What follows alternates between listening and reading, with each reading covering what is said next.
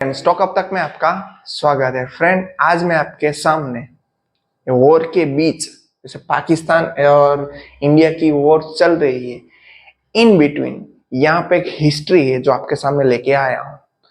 जैसे जब पाकिस्तान और साथ में देखे तो यहाँ पे इंडिया की वॉर हुई पहले 1999 में कारगिल की। तो जब 84 डेज जो वॉर चली, उस उन बिटवीन मार्केट में क्या हालत थी और तब क्या हुआ था और अभी हमें क्या करना चाहिए, वो सब यहाँ पे डिस्कस करने वाला है। मार्केट में तब का देखे तो कितनी गिरावट देखने को मिली थी या मार्केट ऊपर था, वो भी देखेंगे। और उस समय कौन से स्टॉक चले थे और अभी भी कौन से स्टॉक चल रहे हैं, वो सब यहाँ पे डिस्कस करने वाले हैं। तो यहाँ पे देखे तो पाकिस्तान से जंग और सेंसेक्स की बात करें तो लगातार रॉकेट बन रहा है। इन 1999 ये लेटेस्ट आर्टिकल से ही आपके लिए, जो हमारी इन्वेस्टर के रिटेल इन्वेस्टर के लिए थोड़ा हौसला बना रहे, इस हिसाब से वीडियो बनाई है कि भाई ऐसे टाइम पे हमें क्या करना चाहिए। 1999 में जब पाकिस्तान के साथ जंग छिड़ी तब सेंसेक्स हुआ था रॉकेट, 37% जितना बम्पर रिटर्न दिया था और टाटा का स्टॉक बढ़ा था, विजय था। अब आज की हम बात करें तो 99 की जो यहाँ पे बात की भाई कारगिल के साथ, जो कारगिल वॉर में जो बात हुई थी, उस हिसाब से बेस पे यहाँ डिसाइड किए। इस समय जब भारत और पाकिस्तान की वॉर चल रही है और चरम सीमा पर है, तो यहाँ पे थोड़ी डिटेल्स हम देख ले भाई तब क्या हुआ। तो नॉर्मली क्या होता है वॉर में, इकोनॉमिक जो कंडीशन होती है वहां पे इंस्टेबिलिटी हो जाती है और कई सारे यहाँ पे मान लो कि भाई जो बेसिकली स्मूथली इकोनॉमिक्स चल रहा होती है वो स्टेबलाइज नहीं रहती है। जैसे कोई इनकम जनरेट होती थी और अल्टीमेटली जहाँ पे हमें पेमेंट करना था, और मान लो पहले लोग घूमने जाते तो अभी सोच समझ के जाएगी, तो ये सब यहाँ पे थोड़ी चलने वाले। तो आने वाले दिनों में कई सारे सेक्टर में यहाँ इम्पैक्ट हो सकती है। तो ये जैसे हालात बने हुए आम आदमी से लेकर इन्वेस्टर, सब यहाँ पे एक ही सवाल है, उसका अर्थव्यवस्था। और यहाँ पे देखिए तो स्टॉक मार्केट पर क्या असर पड़ेगा, ये सब यहाँ पे बात हुई है। तो 1999 का यहाँ पे एग्जाम्पल लेके आए हैं कि उस समय, आज हम आपको बताए कि 1999 में क्या हुए। तो आंकड़े जान के ले, वैसे लोग यहाँ पे ऐसा होगा भाई मार्केट में वॉर था फिर भी इतना रिटर्न, तो एक यहाँ पे सच्चाई है कि ये पॉसिबल था। 3 मई 1999 से 26 जुलाई 1999, 84 डेज तक ये युद्ध यहाँ पे चला था। यहाँ पे देखे तो सीमा पर हमारे जवान अपनी जान की बाजी लगा रहे थे और देश में हर तरफ चिंता और अनिश्चितता दिख रहा था। इसमें आमतौर पर यही माना जाता है कि शेयर बाजार में जब भी जहां पे भी वॉर है, यहाँ वॉर की बात नहीं, रशिया यूक्रेन की भी आपको मालूम है वॉर चल रहा था, तब भी मार्केट में प्रेशर में आ गया था। तो ये सब सिचुएशन रहती है तो शेयर बाजार में सबसे पहले गिरावट आती है, क्योंकि इन्वेस्टर को यहाँ पे समय से अपने पैसे सुरक्षित जगहों पर लगाना पसंद करते। लगता है कि वॉर हो जाएगी, बिजनेस नहीं चलेगा, सब कुछ पूरा हो जाएगा, तो पैसे कहाँ पे निकलेंगे नहीं, कंपनी लॉस में आ जाएगी, ये सब यहाँ पे माइंड पे पहले से बैठ जाते हैं। इस हिसाब से लोग यहाँ पे पैसे निकालना स्टार्ट कर देते हैं। तो मार्केट में सप्लाई ज्यादा बढ़ जाती है, इस हिसाब से डिमांड से सप्लाई ज्यादा बढ़ना, अल्टीमेटली प्राइस में यहाँ पे डाउनफॉल होता है। तो देखे तो 84 दिन तक जो लड़ाई चली थी, तब देखे तो बॉम्बे स्टॉक एक्सचेंज का सेंसेक्स 3378 से बढ़कर 4687 तक आ गया था, अप्रोक्स 37% बढ़ गया था। निफ्टी 500, सिर्फ सेंसेक्स ही नहीं, निफ्टी में भी अच्छा कारोबार था। निफ्टी 500 में 34%, निफ्टी 50 में 25% इतना इन 84 डेज के बिटवीन रिजल्ट दिया था, मींस के मुनाफा कमाया था। इन शॉर्ट यहाँ पे इतना तो अभी हम कर रहे हैं, अभी जो बात करें उसमें इतना तो साफ है कि जैसे जब भी पाकिस्तान और इंडिया की वॉर होती तब मार्केट में इतना यहाँ पे असर नहीं हुआ, उल्टा मार्केट ऊपर जाता है। अमेरिकी बाजार को भी यहाँ पे ये बात है कि इस दौरान अमेरिकी बाजार में सिर्फ 2% जितनी बढ़त हुई थी, मगर इंडियन मार्केट में जहां वॉर चल रही थी फिर भी 34 और 25 और अप्रोक्स 37% जितना रिटर्न दिया। युद्ध के समय सुरक्षित इन्वेस्टमेंट कहाँ पे होता है? गोल्ड, मगर इस दौरान ऐसा हुआ था कि गोल्ड में 11% इतनी गिरावट देखने को मिले। तो किन सेक्टर में मचाई थी धूम? तो सबको एक तो कॉमन चीज होती है भाई, जैसे वॉर चल रही तो पहले सबसे बढ़िया स्टॉक सबको मालूम होते, लार्ज कैप लोग ढूंढ लेते, क्योंकि वहां पे मैं एवरी टाइम वीडियो भी बनाता हूँ, आप देखते हो और आपको भी मालूम है लार्ज कैप रिस्क ही कम होते मगर रिटर्न भी कम देते। तो अच्छे लार्ज कैप वाली स्टॉक में पैसे तब शानदार प्रदर्शन किए थे, तो अभी भी हमें वही ध्यान पे रखना चाहिए।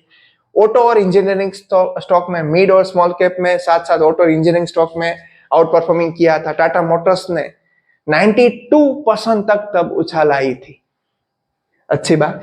बैंकिंग सेक्टर की बात करें तो मजबूत से खड़ा हो और निवेशक के लिए अच्छा रिटर्न दिया था।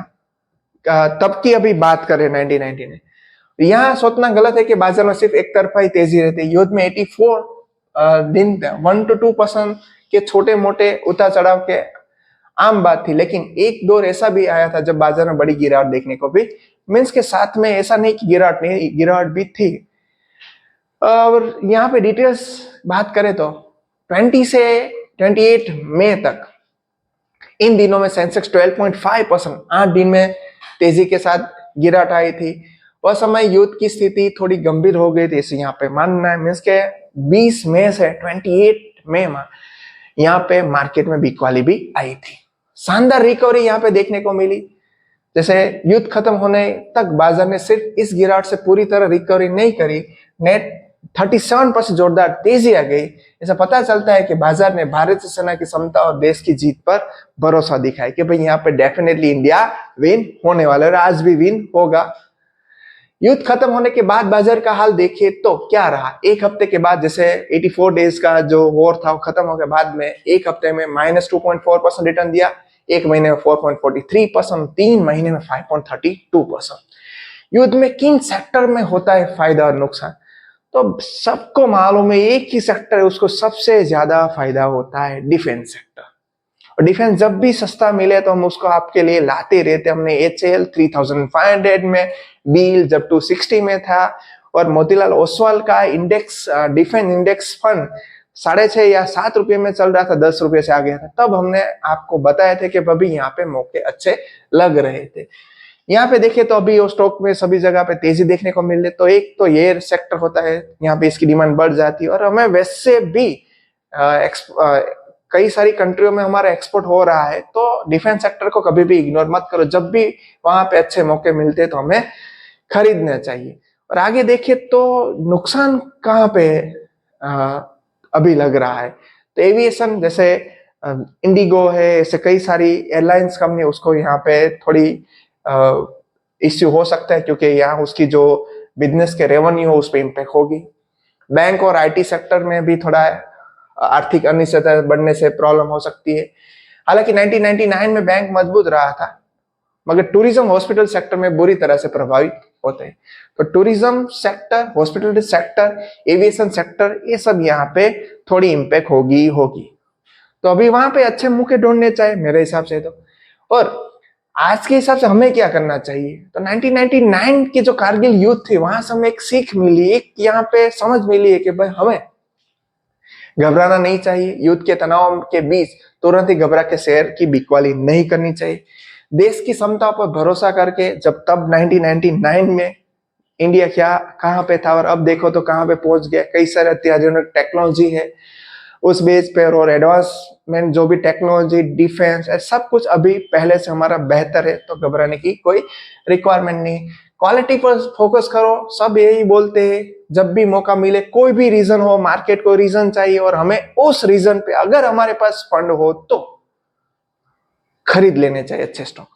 और डाइवर्सिफिकेशन कभी भी नहीं छोड़ना चाहिए। एक ही कंपनी, एक ही सेक्टर में नहीं इन्वेस्ट करना चाहिए, अलग अलग सेक्टर में हमारा इन्वेस्टमेंट होना चाहिए, तभी हमें फायदा मिलने वाला है। तो यहाँ पे देखिए तो ओवरऑल जो बात लास्ट में समझाने की ट्राई जो की भाई, अर्थव्यवस्था से शायद जुड़ी है और कोई भी कंट्री बैंकिंग और शेयर मार्केट से तो चलता है, तो अनिश्चितता तो है। ध्यान में रखने की बात आर्टिकल में क्या है वो मैं आपके सामने एक बार डिस्कस कर देता है।